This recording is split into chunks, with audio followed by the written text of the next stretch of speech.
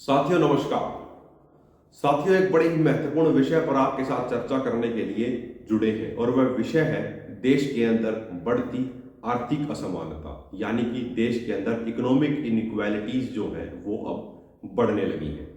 तो इस बैकड्रॉप में, इस परिप्रेक्ष्य में हम समझने की कोशिश करेंगे कि अगर देश के अंदर इसी तरह से इनइक्वालिटीज बढ़ती चली जाएंगी तो क्या भविष्य में देश के अंदर से जो मिडिल इनकम ग्रुप यानी कि मध्यम आय वाले जो ग्रुप है वो क्या देश से लुप्त हो जाएगा, खत्म हो जाएगा। अगर मध्यम परिवार, मध्यम इनकम के हाउस होल्ड्स अगर देश से खत्म हो जाते हैं तो ये बात निश्चित है कि देश के अंदर से इनइक्वालिटीज खत्म नहीं हो पाएंगी, यानी कि अमीर और गरीब के बीच का जो गैप है वो और ज्यादा बड़ा और गहरा हो जाएगा। साथियों, कुछ आंकड़ों के साथ इस विषय को देखने और परखने की हम कोशिश करते हैं। रिसेंटली ही ऑक्सफैम ने एक रिपोर्ट रिलीज की और उस रिपोर्ट में ये कहा कि पिछले एक साल में भारत के 84% हाउस होल्ड्स की जो इनकम है वो घटी है, यानी कि देश के अंदर 84% हाउस होल्ड्स ऐसे हैं जिनकी इनकम पिछले 1 से 1.5 साल के अंदर घटती चली गई है। और उसी के पैरेलल में, इसी दौर में जब करोड़ों लोगों की नौकरियां जा रही थी, कि हम सब जानते हैं कि पिछले 1.5 साल से 2 साल के बीच में लगातार कोरोना आया है और इस दौर में करोड़ों लोगों की नौकरियां गई हैं। उसी दौर में जो अमीर लोग थे, जो रिच क्लास थी, जो कॉरपोरेट घराने थे, उनका जो प्रॉफिट है वो बढ़कर 39% से 142% तक जा चुका है। और इसी बीच IIFL ने एक रिपोर्ट जारी की और उसमें जिसमें ये डिक्लेयर करते हैं वो कि वेल्थिएस्ट पर्सन्स कौन है।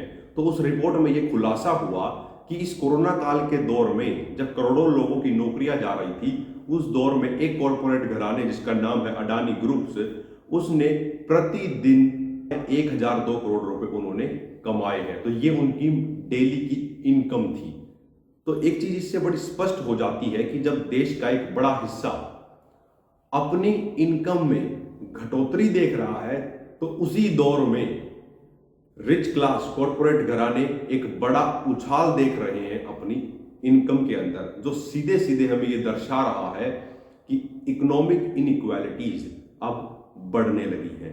और इस तरह के चीजें अगर लॉन्ग टर्म में चलेंगी तो ये बहुत ज्यादा पॉसिबल और उसकी संभावनाएं हैं कि देश के अंदर से middle income groups completely wiped out हो जाएंगे और वो नीचे की तरफ जाने लगेंगे, यानी कि लोअर इनकम ग्रुप की तरफ वो स्लाइड करने लगेंगे, उसमें धकेल दिए जाएंगे।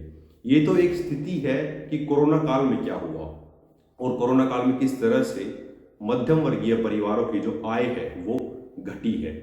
साथियों, जब इसी के पैरेलल में हम लोन की स्थितियों को देखते हैं तो ये पूरी पिक्चर को, पूरी परिस्थिति को और ज्यादा भयावह बना देता है। पिछले 1 से 1.5 साल में जो लोन है, लोन के ऊपर जो इंटरेस्ट रेट है वो लगातार बढ़ा है। अब इस चीज को हम समझने की कोशिश करते हैं कि लोन के ऊपर इंटरेस्ट रेट बढ़ने से मध्यम वर्गीय परिवारों के ऊपर क्या इंपैक्ट पड़ता है।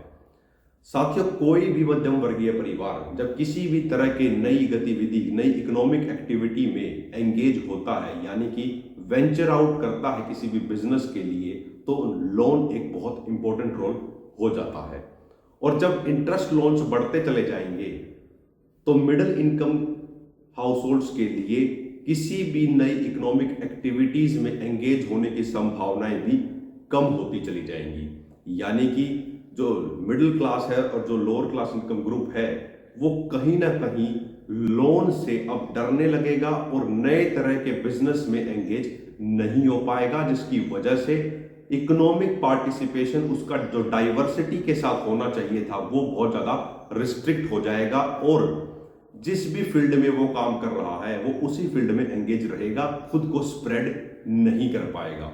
तो जिसकी वजह से उसकी ग्रोथ होने की संभावनाएं भी बहुत ज्यादा कम हो जाती हैं। एक तरफ उसकी ग्रोथ होने की पॉसिबिलिटीज जब घटने लगेंगी और दूसरी तरफ इनइक्वालिटीज का गैप बढ़ने लगेगा तो ये बहुत बड़ी और व्यापक स्थिति को जन्म देता है कि वो लोअर इनकम ग्रुप की तरफ ही स्लाइड डाउन कर सकता है, जो हमारी आर्थिक स्थितियों के लिए वाजिब नहीं है, आर्थिक परिस्थितियों को सामान्य और अच्छा बनाए रखने के लिए सही नहीं है।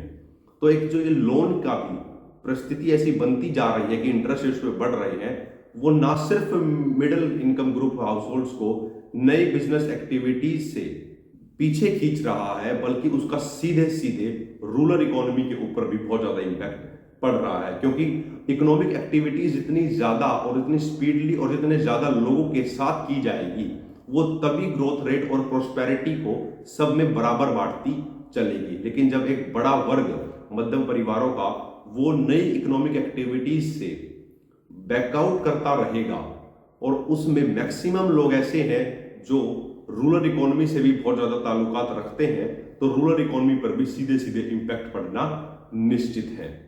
और इसी के पैरेलल में जब हम एनसीआरबी के डेटा को देखते हैं तो वो बहुत ज्यादा डरावने हैं। साथियों, एनसीआरबी के डेटा में एक डेटा रिलीज होता है कि देश के अंदर किस सेक्शन ने सोसाइटी के ज्यादा सुसाइड्स अटेम्प्ट किए हैं, और सुसाइड अटेम्प्ट्स का जब हम आंकड़ा देखते हैं तो वो बहुत ज्यादा डरावना है। अगर मैं उस आंकड़े में से कुछ चीजें आपके साथ साझा करूं तो आपको भी पिक्चर बहुत आसानी से क्लियर हो जाएगी कि कैसी परिस्थितियां अब बनती जा रही हैं। जो डेली वेजेस अर्नर हैं, वो जो टोटल सुसाइड्स हुए हैं उसमें 23.4% ऐसे लोग हैं जो डेली वेजेस अर्नर हैं। 7.4% ऐसे लोग हैं जो फार्मिंग सेक्टर्स में इन्वॉल्व हैं, एंगेज हैं, और 10% लगभग ऐसे लोग हैं जो अनएम्प्लॉयड हैं। साथियों, जब इन सब को हम जोड़ देते हैं तो ये आंकड़ा लगभग 40 से 41% का बनता है। तो जब देश का इतना बड़ा सेक्शन सुसाइड जैसी गलत दिशा में जा रहा है, तो हमें सोचना चाहिए कि किस तरह की परिस्थितियां अब बनने लगी हैं।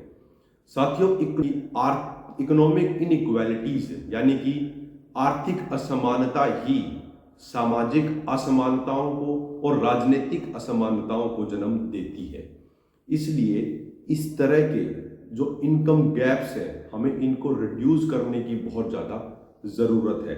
और सबसे बड़ा दुर्भाग्य, ऐसी स्थितियां हो चुकी हैं कि इस तरह के मुद्दे जो सीधे सीधे आम जनमानस की जिंदगी को प्रभावित करते हैं, वो हमारे पॉलिटिकल डिस्कशंस में अब नहीं रहे हैं। यानी कि इकोनॉमिक एक्टिविटीज और इकोनॉमिक इनइक्वालिटीज वो पॉलिटिकल डिस्कोर्स का अब पार्ट नहीं रही हैं, जो एक बहुत बड़ा कंसर्न आम जनमानस के लिए बन चुका है। और इस तरह के विषयों पर भी जो चर्चाएं मीडिया में होनी चाहिए, वो भी सीधे सीधे अब लुप्त होती जा रही हैं। इन रिपोर्ट्स के ऊपर, इन जमीनी स्तर की बातों के ऊपर कोई काम नहीं हो रहा है। तो मेरा आप सभी से अनुरोध है कि इस तरह की इंफॉर्मेशंस को ज्यादा से ज्यादा स्प्रेड करें, और अपने साथ इस तरह के विषयों पर सोचने वाले लोगों को कनेक्ट करें, ताकि भविष्य में कुछ अच्छा इस दिशा में किया जा सके। साथियों, आपने हमें सुना, उसके लिए बहुत बहुत धन्यवाद। अगर आपको ये वीडियो अच्छी लगी हो तो वीडियो को ज़्यादा से ज़्यादा शेयर करें, चैनल को सब्सक्राइब करें। जय हिंद।